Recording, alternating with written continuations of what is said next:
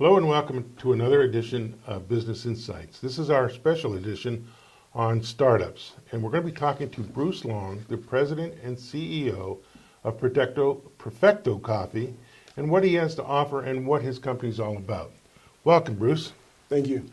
Nice having you here today. So, what exactly is Perfecto Coffee? Can you tell me a little bit about your company? Absolutely.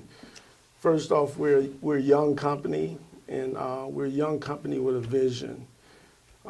We've adapted a fully functional automated coffee kiosk. So if you will, kind of picture a coffee ATM, only that this coffee ATM is adjustable through our application. So you can customize and design your coffee via our application, set a time for pickup, adjust your flavors, and go and pick it up at work or say even in your own dormitory. We want to put our kiosk closer to the customer base than any other coffee shop allows for. So how did you come up with the original idea? Where did the brainchild come to creating Perfecto Coffee, or why did you come up with the idea? I'll tell you. I'm glad you asked that. It was through personal pain that I faced within the coffee market. That pain consisted of consistency issues from this location or that location, and it would be the same brand. Also things such as the time spent trying to, acquire a cup of coffee on the way to work or leaving work to go and get it. It was a 30, sometimes a 15-minute to 30-minute ordeal. Also, the pricing. I drink coffee regularly, and so sometimes that price tag gets up. And there was nothing in the industry that really addressed those issues, and so I created one. So what makes your coffee kiosk different than, say, you go to a hospital cafeteria or an auto dealership cafeteria? Yes. Or a college cafeteria, and there's a coffee machine and I get to choose 2 creams, 2 sugars in my coffee? Yes. What makes your kiosk unique or different than those? It's really the technology within the kiosk and the capabilities that it has, the remote access to the kiosk. Our coffee kiosk allows you to create your perfect cup of coffee. And how it does that is we have real ingredients within our kiosk. So picture a coffee shop shrinking down into a double-wide stainless steel refrigerator. And so we're talking about real milks, whole beans, fudges, syrup, so on and so forth. Within our kiosk, no powder. And you're going to be able to design and take our standard recipe and critique it to your particular liking. You don't like vanilla, take it out, add chocolate, so on and so forth. And you're going to be able to hit save and get that consistency over and over again. It's a line of code. It doesn't change. So regardless of whether you're at one of our kiosks in San Diego, Boston, Miami, your coffee is going to be tailor-made for you because you can adjust it as you go, as well as set the temperature. So because of our footprint as far as labor and retail space, we're also able to reduce the costs quite a bit so that you can enjoy a cup of coffee knowing that you didn't have to overpay for it. So I'm not paying for rent or staff. Exactly, and the labor costs, we're actually down 40%. So from your standard coffee shop. So that in itself, we plan to reinvest those funds. We want to also pass some of those savings to the customer, and we also want to create an environment, a work culture that thrives for improvement. So we want to add education and healthcare and things for our employees as well. So that's our plan, and right now the rubber's on the road and we're rolling. So how does the smartphone technology interface with your kiosks? What's going to be the unique thing about? Because you mentioned apps. So how is your Yes. smartphone app going to Yes. interface with the kiosk? Yes. Well, we have a talented 12 woman and man team up at the University of Southern California that we're managing, their School of Engineering. We have 12 grad students that's really designing a product for them, by them. And so that's the beauty of it as well. So we've got a way. I don't want to put too much out there. However, we have a way. We've established a way for this process to take place. It's quite simple once you figured out the complication, the complicated part. Can you tell me then who is your target market? I mean, obviously, I would see placements in colleges, Yes. large companies, Yes. maybe auto dealerships, Yes. cafeterias in hospitals and like. But based on location of where you Yes. could go, who is your ideal, or do you see as your ideal customer? All those places, by the way, are definitely possible.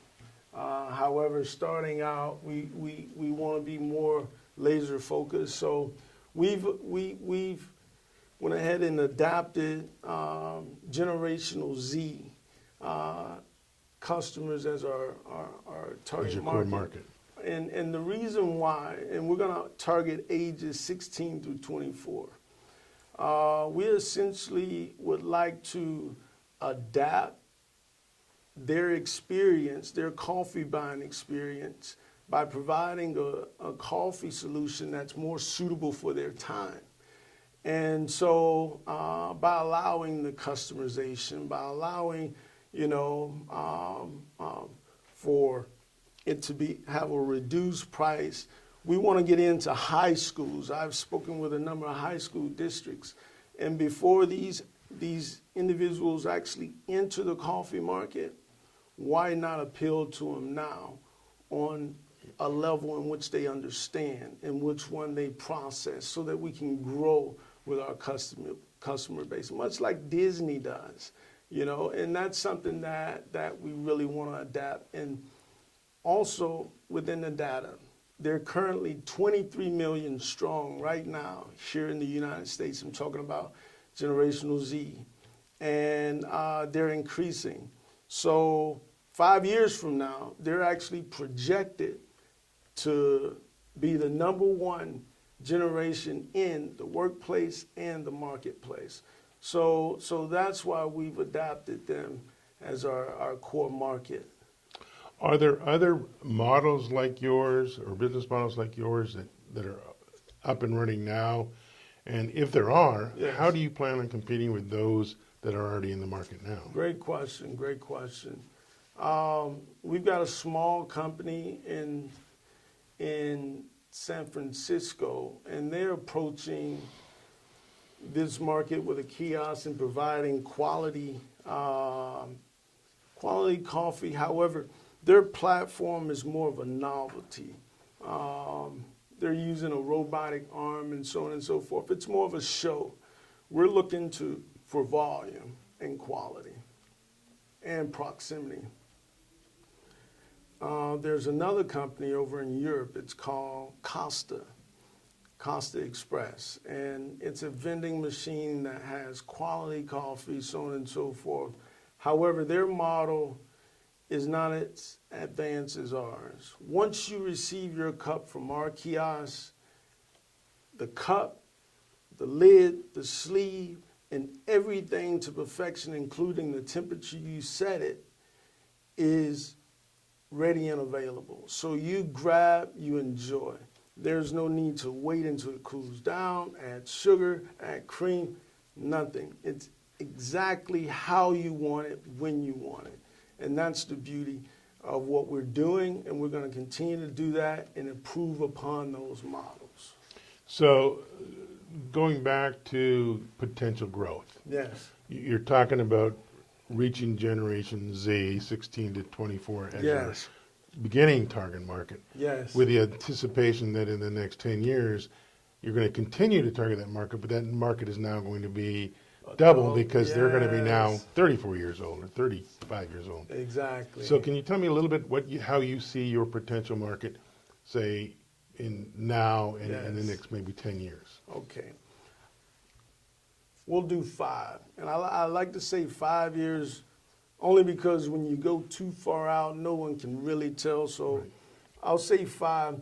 Currently, there are 35,616 coffee shops within the United States. Oh, there's a lot of coffee. That's a lot of coffee. And you know what? That number is projected to grow to 40,800 locations by 2023. So when you break that down, that's 5,184 locations that is going to be opened in the next 5 years. Based on our business model and the fact that it costs us less money to go to market than your average coffee shop, it's realistic that we could capture 10% of that market. And that would put us 500 plus 518 locations. That's growth. That's data to support what we're doing here. There is a market there. Also, matter of fact, within the last 12 months, coffee shop sales increased by 3.8%.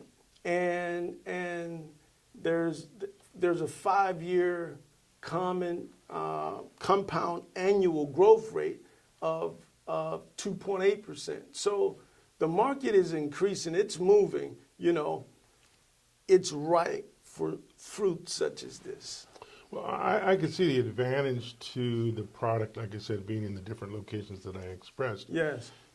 Because people love convenience. Yes, absolutely. But people also love their quality. I mean, obviously, Starbucks is a very good success story. They are. I mean, I drive by my Starbucks every day, and Yes. there's a line around the corner, Absolutely. which is, again, you talk about 10, 15, 30 minutes to get your coffee. So I can see a big advantage to that. Can you tell me right now, do you have any patents or are you working on patents for this kiosk? Absolutely. We have a utility patent that's currently pending, and it's for a fully automated a fully automated beverage dispenser. All right. So it allows for us to not only use coffee, but other beverage solutions once this one is already proven. So there's continued growth there. We also have 2 design patent applications that's on the desk of my lawyer right now. Well, obviously, it's always important to know who your management team is. Can you Yes. tell me a little bit about your team and Well, I'm at the helm. I've got 15 years experience in the Marine Corps, and I wrapped up my career. I retired December 31st, and I rolled right into this January 1 of this year. And so I'm sitting as the CEO and founder. I've also brought on a CFO who has 20 years experience in corporate finance. I brought on a COO who has 19 years of operation and logistics in a corporate retail space. And I also, we brought on the CTO, the new addition, the newest addition to the team, and he's got 15 years of engineering experience. I talked earlier, I hinted on the fact that we're managing 2 teams at USC, the 12 grad level USC students, and we, as our lead advisor, we have a gentleman that grew his company from 1 location to 63 locations, a coffee shop, in 14 years, in under 14 years, actually. And he had a successful exit. So the team is ripe with experience, and it's continuing to grow as we speak. based on your team and some of the people you were talking about, Do you see potential partners in the future, and how would you define what those partnerships are, and how would you work on those relationships? Yeah, well, I've looked at a number of partnerships. I've contacted kiosk manufacturers, foreign and domestic. I've talked with coffee bean companies, big and small, from all over. I've been speaking with high school districts. I've been speaking with coffee supply companies as far as cups, lids, and things like that. A couple technology companies, Marine Corps, and military bases as well. And I've even looked into partnering with companies outside of our arena, and so and evaluated those. So we're in talks with a lot of people right now in preparation for our MVP, and that's the next step: building our MVP.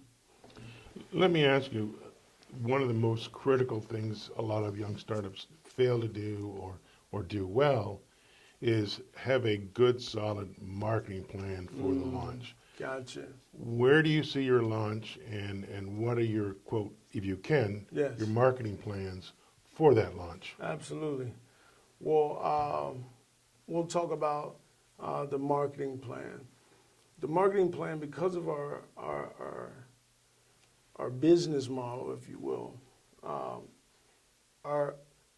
in our close proximity to our customer base, we really adapted, I would say, affordable and low cost marketing strategies as far as geofencing, for example, as far as zip code based digital ads and whatnot. So, and these things create impressions, as you know, and these impressions leads to visits, and the visits leads to,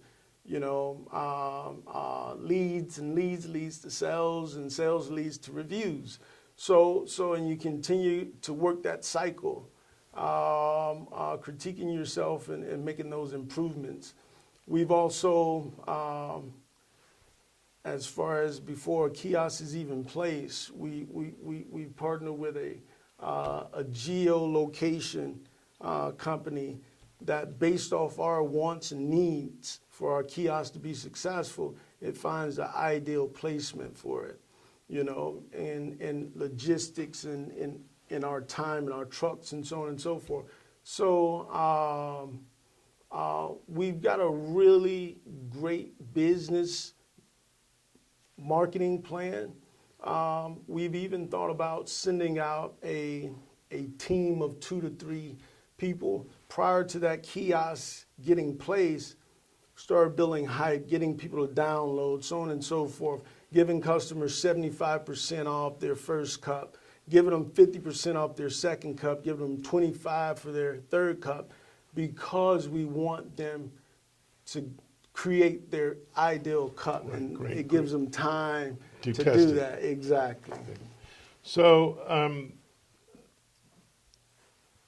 you seem to be quite far along. Do you have a kind of a potential startup date, you think, or do you have something you can project? Yes, August of this year, and we're in talks with a number of universities, corporations, high school districts, and we want to launch with 3 initially, and set those 3 in different dynamic environments, however successful environments in different ways, and see what really works best for the next 10, the next 12, the next Okay. batch that goes out. Well, Bruce, I've enjoyed talking to you. I've learned a lot. I'm a coffee drinker myself. If someone was interested in learning more about your company or how to get involved in your company, Yes. how can they reach you? Contact me directly. My email is bruce@perfectocoffeekiosk.com. bruce@perfectocoffeekiosk.com. Well, Bruce, good luck. I look appreciate forward it, to Dwight. seeing your Thank you. kiosks in the next coming years. Yes. Thank you for watching this special edition of Business Insights on startups. If you'd like to be a startup featured on this program, simply go to businessinsights.us and fill out the form. Again, this is a unique new product. I think Bruce has got something going here. If you're interested in his program or in his product, simply visit his website or email him. Thank you for watching.